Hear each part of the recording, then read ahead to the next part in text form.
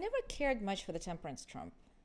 It seemed to me it lacked some sort of monumental meaning of the other trumps, like death or the tower or judgment. I mean, death is horrid and final. Judgment is the moment of reckoning, but temperance? And then I picked up the Kabbalah. And then for me, temperance not only became monumental, but perhaps the most monumental trump in the deck. Let's start by examining the path of temperance on the tree of life. That path takes us from Yesod, which is foundation, to Tiferet, beauty. In other words, it raises us from the lower world of our projection of the material state into a higher self. And it does that through the pillar of equilibrium, which sits smack between the two other pillars of mercy and severity. It is arguably the most important and difficult path. It has been called a path which eventually leads us to the dark night of the soul, a path on which we enter a dark tunnel in the hopes that light will appear at the end. I will do some hair splitting here by saying that this path is not an experience in itself, but rather the method by which an experience can be attained, namely through an exchange and balance of opposites. The process is that of bringing spirit into the body so that it tempers the ego. Spirit, in turn, will then be tempered by the ego, thus forming something new.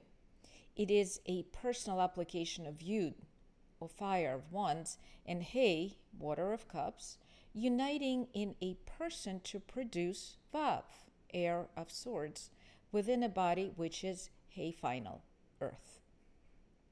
The Kabbalah, and by the way also Aristotle, teaches that there is no such thing as a total good or a total evil. After all, if the pendulum of good swings all the way, it lands in evil and vice versa. Look at it this way. A well-intentioned individual who does so much good for others that he exhausts himself and is no longer able to function, can no longer do good to others, is that then still good? And so temperance teaches us that only when we combine both qualities in ourselves, constrain all to the middle pillar, it is only then that we reach spirit. In the Temperance card, we see the same angel as made a previous appearance in Death.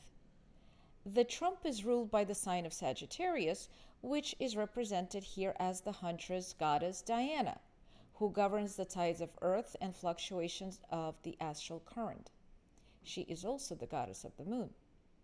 As Sagittarius, she wears bow and arrow across her body. A small arrow points at her heart. It means her body is feminine, but her mind is masculine.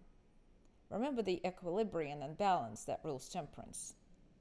One of her feet is touching the earth, material world, Malkut, while the other foot is in the water, and that's the subconscious, the higher self, Tiferet. The angel is mixing fire and water, which becomes one as they fall into cauldron, fiery water. Another reference to the death card is the skull in the front of the cauldron. In front of the cauldron are a white lion and a red eagle. They changed colors because the lion drank the water and the eagle drank blood. And so the two animals represent the very idea of mixing the elements, yet at the same time restricting or tempering their properties.